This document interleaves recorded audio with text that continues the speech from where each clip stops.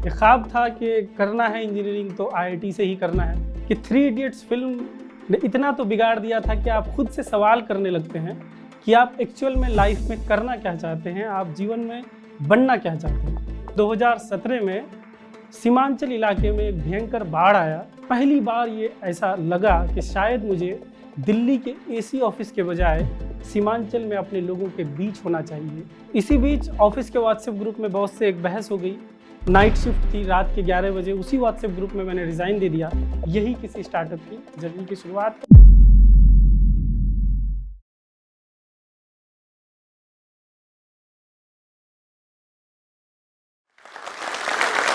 अक्सर किसी को कुछ करना होता है तो वो सबसे पहले गांव छोड़कर शहर चला जाता है।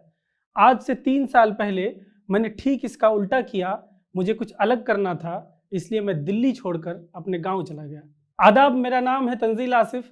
मैं एक हाइपर लोकल न्यूज़ प्लेटफॉर्म मैं मीडिया का फाउंडर हूं।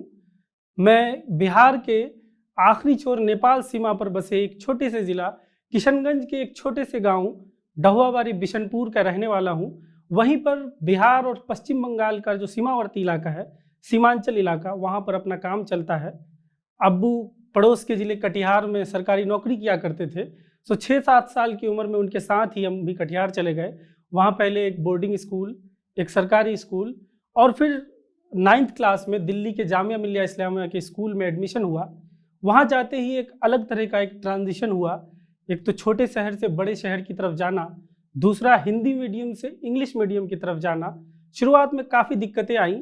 फिर हमने एक इंग्लिश टू हिंदी डिक्शनरी उठाया और सारी किताबें, चाहे वो मैथ्स हो, सोशल साइंस हो, इंग्लिश हो, उसके वर्ड्स को पेंसिल से अंडरलाइन करना शुरू किया और उसकी मीनिंग लिखने शुरू कर दिए। धीरे धीरे इस दिक्कत का सामना किया, इस प्रॉब्लम को फेस किया, और फिर 11वीं 12वीं की तरफ आप बढ़ते हैं। और 11वीं 12वीं आते ही मैं भी इंजीनियर और डॉक्टर वाले बाइनरी में फंस चुका था। ये ख्वाब था कि करना है इंजीनियरिंग तो आईआईटी से ही करना है। तो हमने 12वीं के बाद आईआईटी जेईई का एग्ज़ाम दिया, लेकिन उस वक्त ज़्यादा कुछ हुआ नहीं। फिर वही एक भेड़िया चाल होता है, भेड़िया दसान होता है। सब लोग कोटा की तरफ जा रहे थे तो मैं भी कोटा की तरफ चला गया। वहाँ जाकर शुरू में सब लगा कि सब सही जा रहा है, आईआईटी जेईई हो जाएगा। लेकिन जैसे ही साल ख़त्म होने लगा तो मुझे ये खुद में ये विश्वास आ चुका था कि आईआईटी जेईई क्रैक नहीं होने वाला है।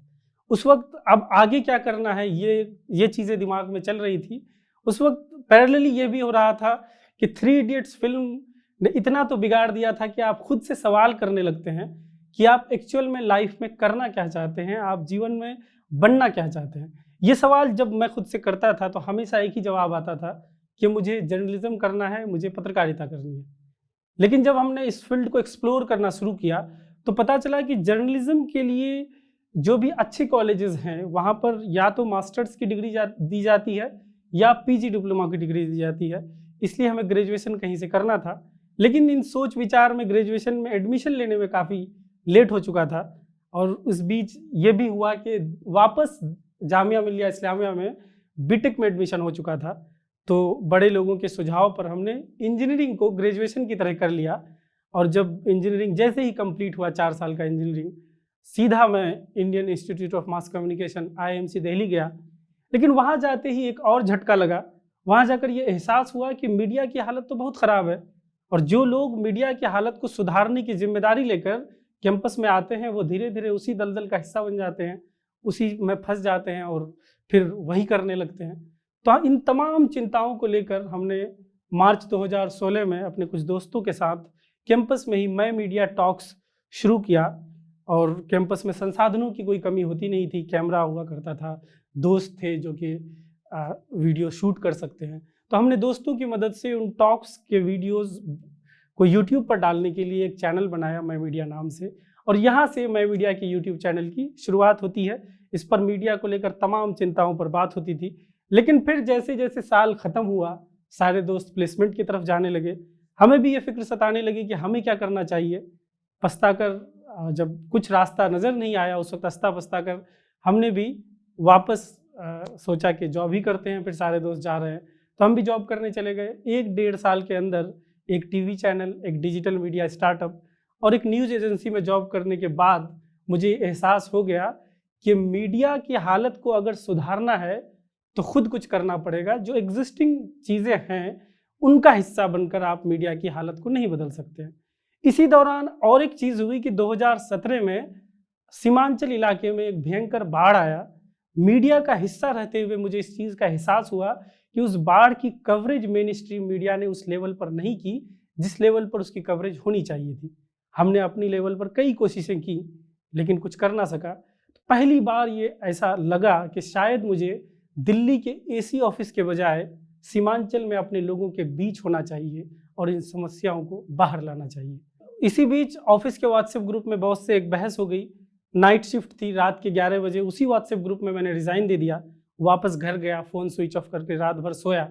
सुबह जब हुई तो अकल ठिकाने आई कि मैंने क्या कर दिया है। मुझे लगा कि शायद मीडिया इंडस्ट्री में वापस जाने के सारे रास्ते मैंने अपने लिए बंद कर दिए हैं। लेकिन फिर धीरे धीरे जब गुस्सा ठंडा होता है, वापस जॉब की तलाश में फील्ड में निकला। फिर मैं मीडिया को भी रीस्टार्ट करने की कोशिश की लेकिन ज़्यादा रिस्पॉन्स उसका नज़र आया नहीं। लेकिन फिर वो फिक्र जो एक अंदर थी कि सीमांचल इलाके में जाकर, अपने इलाके में जाकर कुछ करना है, वो भी एक तरह अपने तरफ खींचे जा रही थी। तो उस वक्त एक बड़ा फैसला लेना था कि 11 साल के बाद दिल्ली छोड़ना है। 11 साल के बाद दिल्ली छोड़ने का फैसला लेना था। लेकिन ये फैसला इतना आसान नहीं था क्योंकि आप पूरी पढ़ाई घर से बाहर करते हैं, बाहर रहते हैं। अचानक से अगर आप अपना करियर बनाने के लिए वापस गाँव चले जाते हैं तो एक तो समाज, गाँव, रिश्तेदार सब लोग सवाल करेंगे कि आखिर ऐसा क्या हुआ जो आप पूरी पढ़ाई बाहर की आपने दिल्ली जैसे बड़े शहर में की और आप अपना करियर बनाने के लिए वापस गाँव आ रहे हैं। इन तमाम चीज़ों को अगर आप इग्नोर भी कर दें तो सबसे बड़ा जो सवाल आता है कि फंडिंग कहाँ से आएगी, मैं मीडिया चल कैसे पाएगा। ये सब चीज़ें दिमाग में चल ही रही थी। लेकिन फिर एक दिन ऐसा हुआ कि मैंने हिम्मत किया क्योंकि किसी शायर ने कहा है ना कि इसीलिए तो मेरा गाँव दौड़ में हारा, जो भाग सकते थे बैसाखियाँ बना रहे थे। जब इस तरीके से चीज़ों को आप सोचने लगते हैं तो फिर एक इंस्टेंटली एक फ़ैसला लेने की हिम्मत होती है। तो फरवरी 2018 में मैंने फ़ैसला किया कि अब दिल्ली छोड़ना है। तो मैंने एक लैपटॉप, एक सेल फ़ोन, एक सेल्फी स्टिक और एक लैपल माइक लेकर दिल्ली छोड़ दिया। घर गया, घर पर एक पुरानी बाइक थी, बाइक लेता और बाइक लेकर इलाके में निकल जाता था। इलाका भी अपने लिए नया था क्योंकि आप 6-7 साल की उम्र में गाँव छोड़ते हैं और छुट्टियों में हफ्ता 10 दिन के लिए घर जाते हैं तो इलाके को भी अच्छे से जानते नहीं हैं। लेकिन एक जुनून था कि करना है।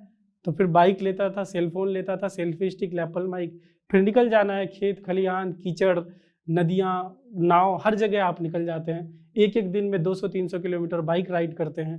फिर आप वापस आते हैं, लैपटॉप पुराना है, आप उस पर एडिटिंग करने बैठते हैं तो उस लैपटॉप में एडिटिंग में 4-5 घंटे लगते हैं। फिर उसको एक्सपोर्ट करने में फिर अलग से 3-4 घंटे लगते हैं। उस वक्त वाईफाई का कोई इंतज़ाम था नहीं, आप फ़ोन के हॉटस्पॉट से कनेक्ट करते हैं। वो अपलोड होने में फिर उसे और 3-4 घंटे लगते हैं। इस बीच अगर लैपटॉप ने साथ नहीं दिया और बार बार रीस्टार्ट होने लगा तो वो हर तरह का फ्रस्ट्रेशन होता है और फिर बार बार आप सब खुद से सवाल करते हैं कि कब तक आप ये चीज़ें करते रहेंगे। लेकिन एक जज्बा था, एक जुनून था और एक पेशेंस था कि करना है। सब्र के साथ हमने किया और उसका रिजल्ट धीरे धीरे आने लगा। धीरे धीरे यूट्यूब से कंटेंट मोनेटाइज हुए तो पैसे भी आने लगे। लेकिन जैसे ही 10,000 सब्सक्राइबर पहुंचा यूट्यूब पे, यूट्यूब ने ऐड बंद कर दिया। रीज़न क्या थे हमें नहीं पता था, लेकिन उस वक्त एकाएक लगा कि अब क्या होगा। हमने एक रास्ता सॉर्ट आउट किया था कि यूट्यूब के भरोसे चलेंगे, अब वो रास्ता भी बंद हो गया। तो अचानक से ये लगा कि खजूर से सीधे ज़मीन पर गिर पड़े हैं। आसमान पर तो थे नहीं कि खजूर पर अटक जाते। रैंडम ईमेल्स किए, ट्वीट्स किए, एक्सपर्ट्स से बात करने की कोशिश की, लेकिन कुछ नहीं हुआ। तो फिर ये था कि महीनों सोता रहा। इसी बीच सोते सोते एक खबर पर हमारी नज़र पड़ी कि फेसबुक भी कंटेंट को मोनेटाइज करने वाला है। तो उस वक्त ये सोचा कि चलो कम से कम फेसबुक, यूट्यूब 2 प्लेटफॉर्म रहेगा तो आप एक चीज़ पे डिपेंडेंट नहीं रहेंगे तो शायद चीज़ें ज़्यादा आसान होंगी। तो दोनों प्लेटफॉर्म पे कंटेंट जाने लगी और फिर धीरे धीरे चीज़ें सॉर्ट आउट होने लगी। लेकिन इन 3 सालों में कई बार ऐसा हुआ कि लगा अब नहीं हो पाएगा, वापस दिल्ली जाकर जॉब तलाशना चाहिए और जॉब करना चाहिए। सुदूर इलाके में रिपोर्टिंग के अपने अलग चैलेंजेस होते हैं। खेत खलिहान, कीचड़, नाव, ये सब अगर आप झेल भी लेते हैं कि आप बाइक लेकर कहीं भी चले जा रहे हैं और दिन भर उन इलाकों में घूमते रहते हैं, उसके अलावा जब आप उसी इलाके में रह के कम्युनिटी के बीच रिपोर्टिंग करते हैं तो तमाम तरह की चैलेंजेस होती हैं। आप हवा की दिशा के अगर अगेंस्ट चलते हैं तो लोग बर्दाश्त नहीं कर पाते हैं। आप अथॉरिटीज़ से सवाल करते हैं, local MLAs, local MPs, representatives से सवाल करते हैं तो आपको धमकियाँ दी जाती हैं। आपको ट्रोल किया जाता है, आपको सोशल मीडिया पे टारगेट किया जाता है। इन तमाम चीज़ों को झेलना पड़ता है जब आप कम्युनिटी के अंदर, जब आप लोकल रिपोर्टिंग कर रहे हैं और वहीं पर रहकर कर रहे हैं, तो इन चीज़ों से आप बच नहीं सकते हैं। 2 साल, 3 साल, 4 साल, 5 साल के बाद दिल्ली और पटना से कोई रिपोर्टर जाता है, किसी लोकल रिपोर्टर की मदद लेता है और वो एक शानदार रिपोर्ट वहाँ से करके लाता है, उसके लिए अवार्ड जीतता है, मोटी तनख्वाह पाता है। लेकिन उस लोकल रिपोर्टर से पूछिए आप, वो लोकल रिपोर्टर इसके क्या कॉन्सिक्वेंसेस झेलता है। वहाँ के लोकल लोग उसे जानते हैं, उसे उसके लिए धमकियाँ मिलती हैं, उसे उसके लिए परेशान किया जाता है। अगर कोई बड़ी खबर है तो समझिए कि उसे बार-बार उसके लिए कॉल आएगा कि तुमने इस खबर को बनाने में मदद क्यों की, और उसकी एवज़ में उसको क्या मिलता है, महज़ 300-400 की मज़दूरी, आप कह लीजिए एक मज़दूरी मिलती है। और वो रिपोर्टर इन चीज़ों को झेलते हुए जब तक वो शहीद नहीं हो जाता है, हम और आप उसे जानते तक नहीं है कि कोई एक लोकल रिपोर्टर था जिसने इस खबर को आप तक पहुँचाने में मदद की। उसके अलावा जब आप रेवेन्यू की तरफ सोचते हैं, तो हमने रेवेन्यू के लिए अलग-अलग वक्त पर अलग-अलग चीज़ें, अलग-अलग कोशिशें की। 2019 के एंड में हमारे साथ ऐसा हुआ कि कुछ शॉर्ट वीडियो प्लेटफॉर्म्स हैं, उनके साथ न्यूज़ कंटेंट बनाने की हमारी पार्टनरशिप हुई। तब पहली बार ऐसा लगा कि मैं मीडिया के लिए ये सफलता की शायद पहली सीढ़ी है, क्योंकि काम बड़ा था। एक दिन में कई सारे वीडियोस बनाने थे, 50 से ज़्यादा वीडियोस बनाने होते थे, तो बड़े स्केल का काम था। लेकिन फिर किस्मत देखिए कि चाइनीज़ ऐप अचानक से बैन हो जाते हैं और रातों रात मिलियन फॉलोअर्स और व्यूअर्स हैं आपके और फॉलोअर्स हैं उन ऐप से आपके गायब हो जाते हैं। फिर एक बार लगा कि शायद अब कुछ नहीं हो पाएगा, क्योंकि आप इतनी मुश्किल से उस कामयाबी के करीब पहुंचते हैं और किसी और वजह से, एक होता है कि आपकी काबिलियत पे किसी ने शक किया तब जाकर नहीं हो पाया, वो एक अलग बात होता है। लेकिन दूसरा, ऐप ही बैन हो गए, वो प्लेटफॉर्म ही चला गया, तो फिर एक झटका लगता है। लेकिन आप फिर नाकामयाबी और कामयाबी को सोचने का तरीका बदलते हैं। विंस्टन चर्चिल ने कहा है ना, success is all about moving from one failure to another failure without losing enthusiasm. शुरू में चैलेंजेस आते हैं, कई बार आप सॉर्ट आउट नहीं कर पाते हैं कि रेवेन्यू कहाँ से आएगा, कई तरह की चीज़ें आती है। मैंने आपको जैसे बताया कि हम थ्रू आउट द जर्नी 3 साल में रेवेन्यू के अलग अलग रास्ते हमने निकाले, क्योंकि मीडिया में स्पेशली रेवेन्यू जनरेट करना एक बहुत बड़ा चैलेंज है। लेकिन सब्र और पेशेंस बहुत बड़ी बात है। आप सब्र के साथ लगे रहिए और आप किसी भी अपॉर्चुनिटी को जाने मत दीजिए। कई बार ये भी होता है कि हमारे पास मौका होता है लेकिन हम अपने आप को कम आंकते हैं। हम ये सोच कर चलते हैं कि क्या हम उस लायक हैं। मैं आपको अपना ही एग्जांपल देता हूँ। आज हमारे पास यूट्यूब का ग्रांट है। इस तरह के ग्रांट के लिए लास्ट ईयर भी मैं अप्लाई कर रहा था, लेकिन मुझे ये लगा कि क्या हम उस काबिल हैं, क्या हमें करना चाहिए, क्या हमारा एप्लीकेशन वहाँ तक पहुँच पाएगा, फर्स्ट राउंड तक भी हो पाएगा। लास्ट ईयर मैंने अप्लाई ही नहीं किया। इस बार जब किया तो सिलेक्शन हो गया। मैं खुद शॉक्ड था, लेकिन हो गया।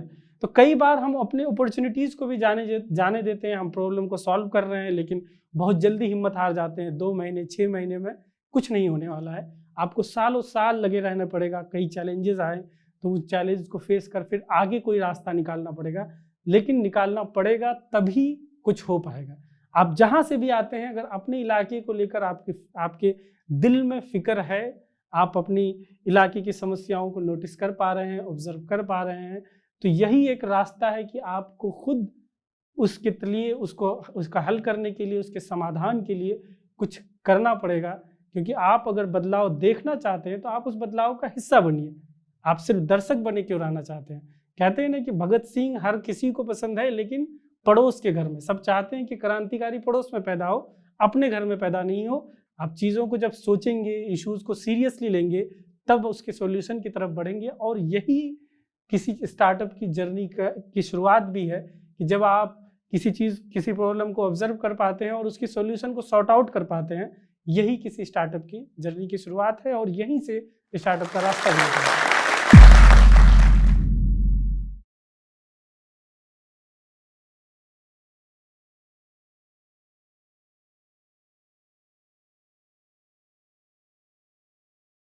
जोश टॉक्स अब स्पॉटिफाई एक्सक्लूसिव पॉडकास्ट है, जिसके साथ जोश टॉक्स की सभी कहानियां ऑडियो फॉर्मेट में अपलोड होंगी केवल स्पॉटिफाई पर। और हाँ, अगर आपको ये वीडियो अच्छी लगी तो आप जोश टॉक्स पॉडकास्ट को फॉलो कर सकते हैं और सुन सकते हैं ऐसी कई प्रेरणादायक कहानियां सिर्फ स्पॉटिफाई पर।